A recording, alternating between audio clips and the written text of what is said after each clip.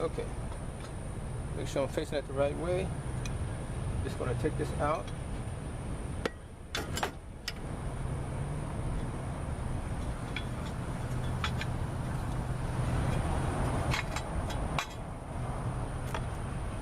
Slide the new one in.